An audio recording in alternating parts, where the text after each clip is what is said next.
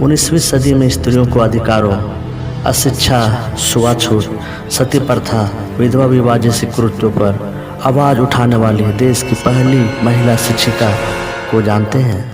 ये कौन थी?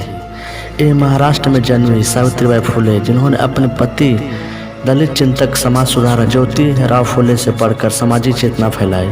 उन्होंने अंधविश्वास और रूढ़ियों को बेड़ियां तोड़ने के लिए लंबा संघर्ष किया। आइए जानें सावित्रीबाई फुले के जीवन के बारे में कि किस तरह उन्होंने अपने संघर्ष में मंजिल पाई। सावित्रीबाई फुले जनवरी 1831 में महाराष्ट्र के सातारा जिले में स्थित नायगांव नामक छोटे से गांव में पैदा हुई थी। महज 9 साल की छोटी सी उम्र में पूना के रहने वाली ज्योतिबा फुले के साथ उसकी शादी हो गई।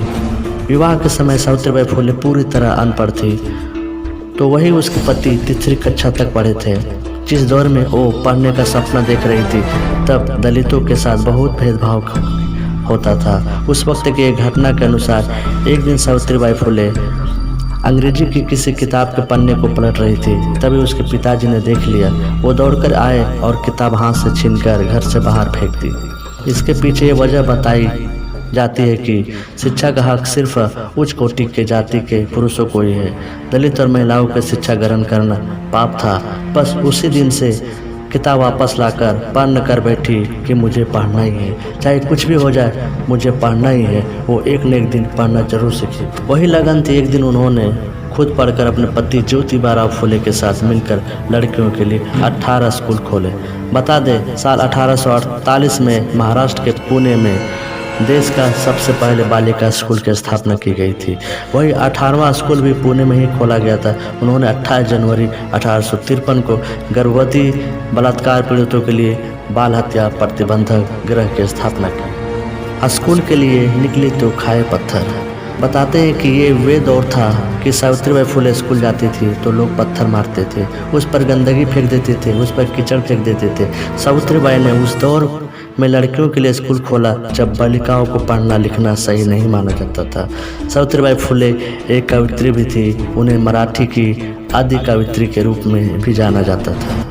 कुरीतियों के खिलाफ उठाई आवाज़। सावित्रीबाई ने 19वीं सदी में छुआछूत, सती प्रथा, बाल विवाह और विधवा विवाह जैसे कुरीतियों के विरुद्ध अपने पति के साथ मिलकर काम किया। सावित्रीबाई फुले के पति ज्योतिबा फुले की मृत्यु सन 1890 में हुई थी। तब सावित्रीबाई ने उनके अधूरे कामों को पूरा करने के लिए संकल्प लिया था। उसके बाद सावित्रीबाई की मृत्यु 10 मार्च 1897 को फ्लैग के मरीजों की देखभाल करने के दौरान हुई थी। उसका पूरा जीवन समाज के वंचित तबके, खासकर महिलाओं और दलितों के अधिकारों के लिए संघर्ष में बिताई। सावित्रीबाई फुले और ज्योतिबा ने 24 सितंबर 1873 को सत्यशोधक समाज की स्थापना की। उन्होंने विधवा विवाह की परंपरा भी शुरू की और इस संस्था के द्वारा पहला विधवा पूर्ण विवाह 25 दिसंबर 1873 को कराया गया। 28 नवंबर 1890 को बीमारी के चलते ज्योतिबा की मृत्यु हो गई थी। ज्योतिबा के निधन के बाद सत्यशोधक समाज की जिम्मेदारी सावित्रीबाई फुले पर आ गई।